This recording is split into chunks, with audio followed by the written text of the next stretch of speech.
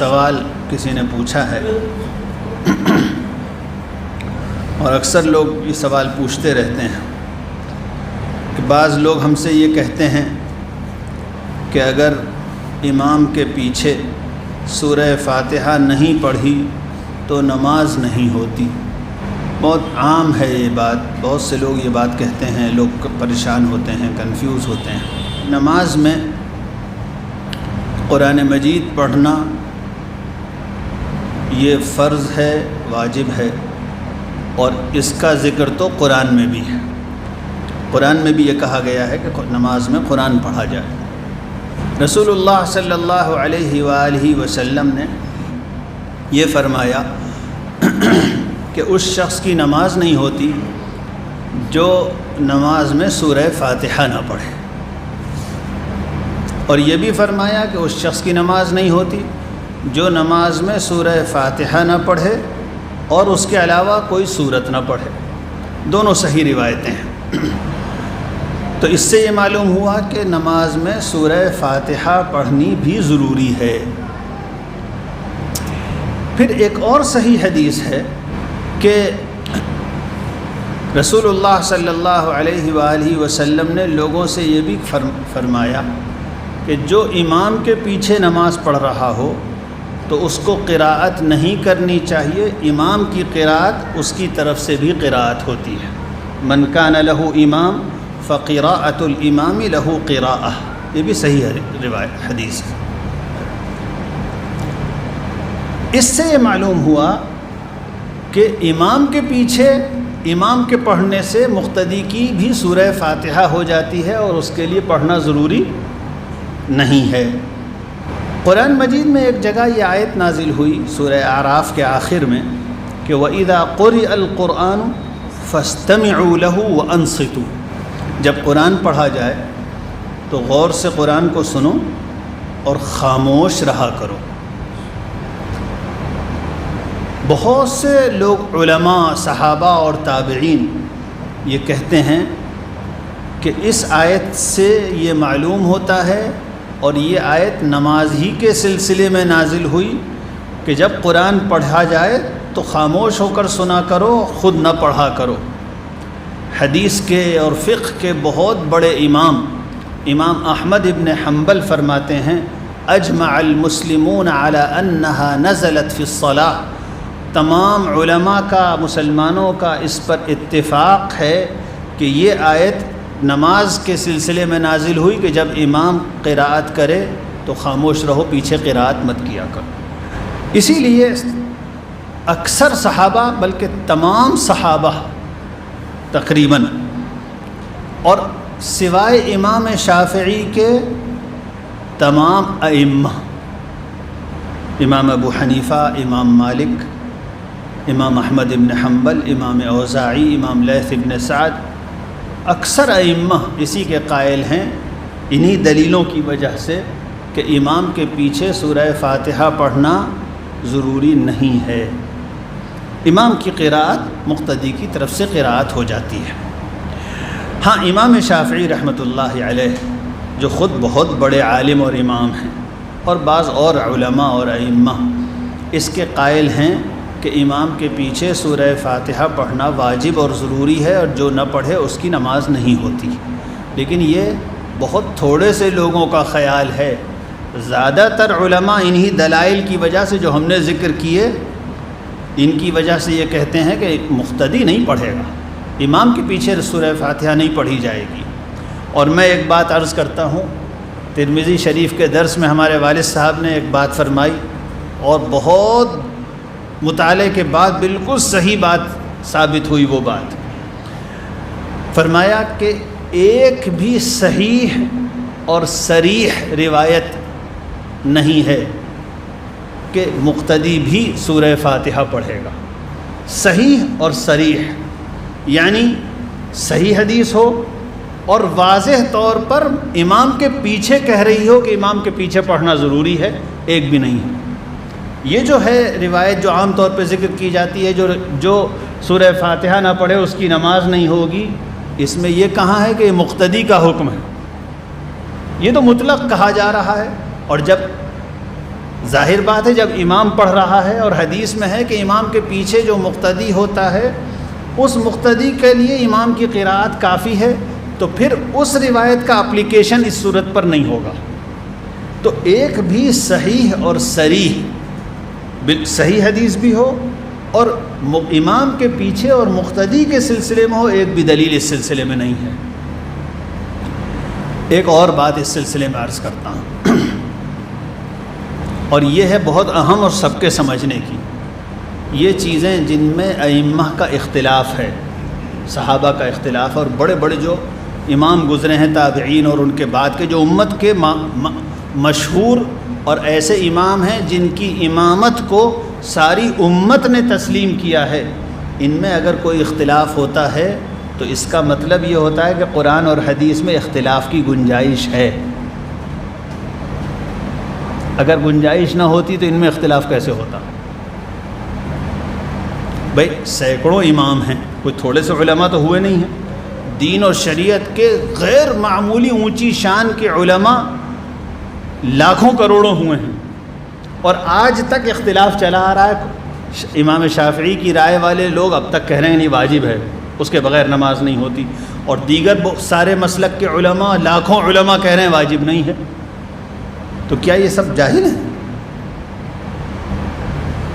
اس اختلاف کے موجود ہونے کا مطلب ہی یہ ہے کہ قرآن اور حدیث میں کچھ ایسی گنجائش ہے کہ دونوں رائے رکھی جا سکتی ہیں، اور یہ ہم لوگوں کی دنیا میں بھی بہت ہوتا ہے۔ کتنی مرتبہ ایسا ہوتا ہے کہ ایک کلاس میں ایک استاد کوئی بات بیان کر رہا ہوتا ہے اور بہت ذہین طالب علم ایک ہی استاد کی ایک مرتبہ کی بات کو سن کر دو الگ الگ مطلب سمجھتے ہیں۔ ہوتا ہے کہ نہیں ہوتا ہے؟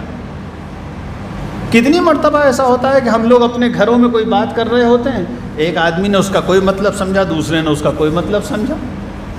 تو حدیث اور قرآن موجود ہونے کے باوجود لوگوں نے جب غور کیا اور اجتہاد کیا علماء اور ائمہ نے، تو ان میں اختلاف پایا گیا، اور آج تک وہ اختلاف چلا آ رہا ہے۔ لہٰذا یہ بات بڑی جہالت کی ہے، اور میں بہت سوچ سمجھ کر لفظ بول رہا ہوں، میں غصے میں اور مبالغے کا لفظ نہیں بول رہا۔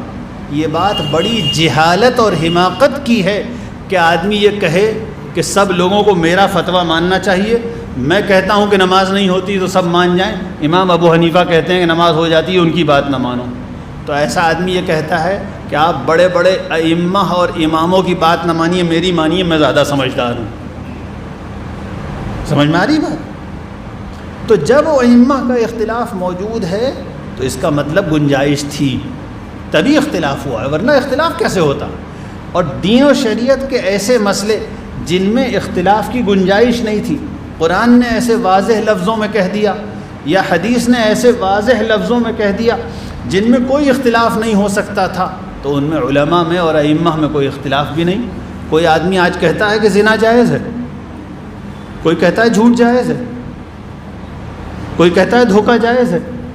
کسی نے آج تک کہا کہ ظہر کی نماز میں 5 رکعتیں ہیں، کسی نے کہا کہ فجر میں 2 رکوع ہیں ایک پہلی رکعت میں، کسی نے کہا آج تک۔ اس کا مطلب یہ ہوا کہ شریعت کے جو اصل حصہ ہے، جو شریعت کا اصل سینٹرل اور مرکزی حصہ ہے، اس میں کوئی اختلاف نہیں ہے۔ چھوٹی موٹی باتوں میں کچھ اختلاف ہے، اور وہ اسی لیے ہے کہ قرآن اور حدیث میں اس اختلاف کی گنجائش موجود تھی۔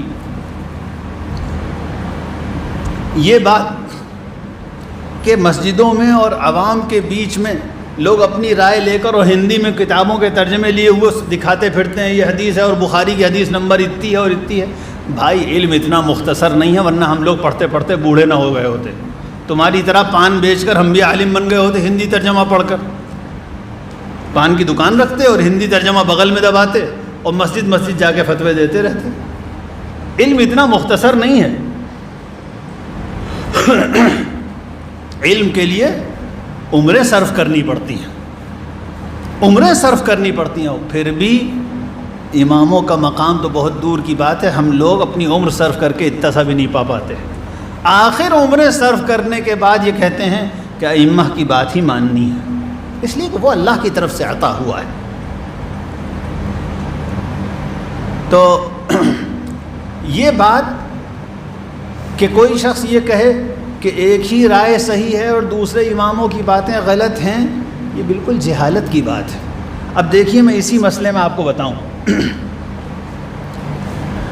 یہ امام شافعی جو یہ کہتے ہیں، اور ان کی کتابوں میں یہ بات لکھی ہوئی ہے، اور وہ یہ بات کہتے ہیں کہ امام کے پیچھے بھی سورہ فاتحہ پڑھنا لازمی ہے اور اس کے بغیر نماز نہیں ہوتی، کہتے یہی ہیں۔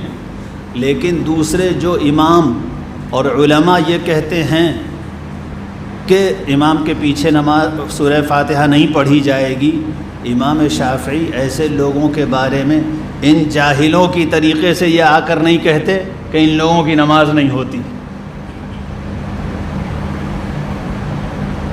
اگر کسی کی سمجھ میں نہ آیا ہو تو دوبارہ کہہ دوں، دو الگ الگ باتیں ہیں۔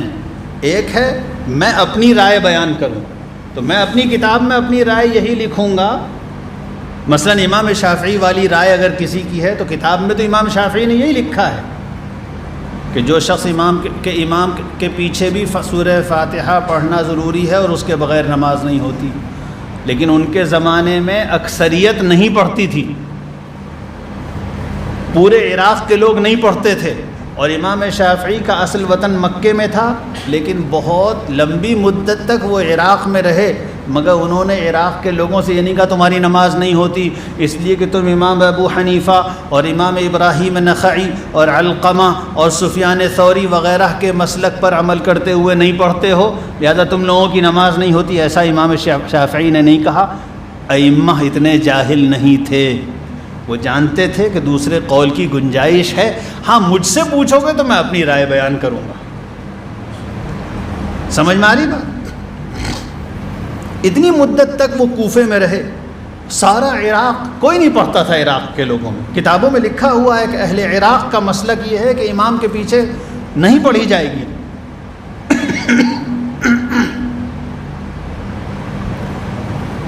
تو انہوں نے عراق میں کسی سے نہیں کہا کہ تمہاری نماز نہیں ہوتی۔ یہ تو ماشاءاللہ ہمارے ہی بھائی لوگ ہیں، اللہ ان کو ہدایت دے۔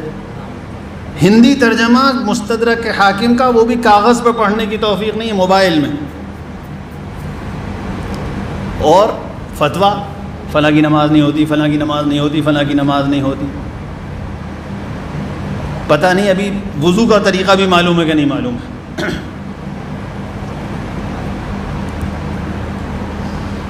خیر، اس کی ایک مثال سناؤں میں کہ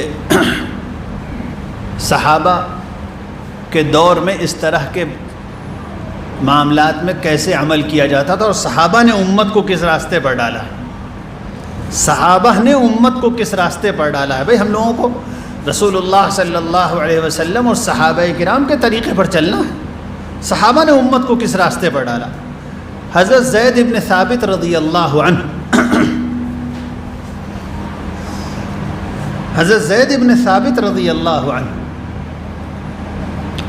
وہ فتویٰ دیتے تھے، مدینے میں تھے وہ، تو مدینے کے لوگ ایک خاص مسئلے میں، وراثت کے ایک مسئلے میں فتویٰ دیتے تھے وہ۔ تو مدینے کے لوگ آئے مکے،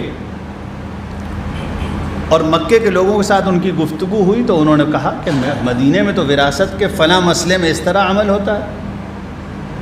تو فوراً مکے والوں نے کہا کہ نہیں، ہم اس کو تو امام ہمارے شہر کے صحابی اور امام حضرت عبداللہ ابن عباس نے یہ حدیث سنائی اور یہ مسئلہ بتایا ہے۔